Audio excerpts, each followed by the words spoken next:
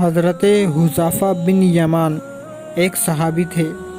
میرے نبی کریم علیہ السلام نہ ان سے راز کی باتیں کیا کرتے تھے، اور مدینہ منورہ میں جو منافقین تھے ان کی لسٹ بھی نبی پاک نے حذیفہ بن یمان کو دی تھی۔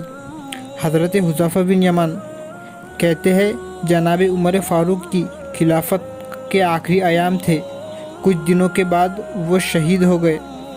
فرماتے ہیں آدھی رات کا وقت تھا، میں گھر میں سویا تھا بڑا بے فکر، اچانک میرے دروازے پر دستک ہوئی، میں گھبرا کر اٹھا، اتنی رات کو کون آیا؟ کہتے ہیں قربان جاؤ، دروازے پر گیا تو امیر المومنین فاروق اعظم دروازے پہ۔ میں نے کہا عمر کوئی حکم تھا تو مجھے بلا لیتے۔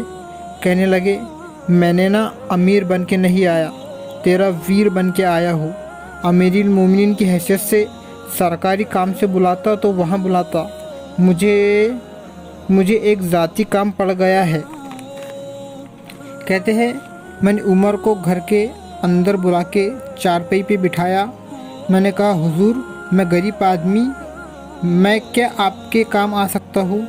تو کہتے ہیں انہوں نے نا مجھے ساتھ بیٹھا لیا، پھر میرا ہاتھ پکڑ لیا، کہنے لگے تو عمر کو جانتا ہے، عمر جھوٹ نہیں بولتا، تو جانتا ہے عمر وعدوں کا پکا ہے۔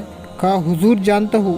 حضرت عمر فاروق فرمانے لگے 62 سال کا ہو گیا ہوں، داڑھی سفید ہو گئی ہے، اب قبر حشر کا معاملہ صاف نظر آنے لگا ہے۔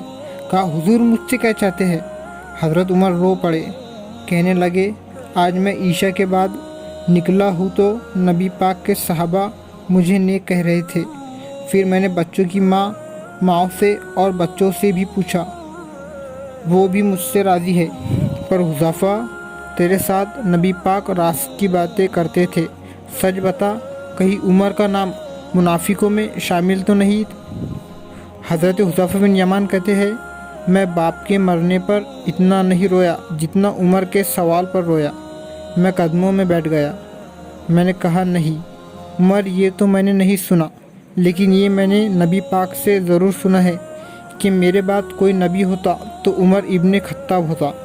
یہ میں نے اپنے کانوں سے سنا ہے کہ عمر جس گلی سے گزرے شیطان رستہ بدل جاتا ہے۔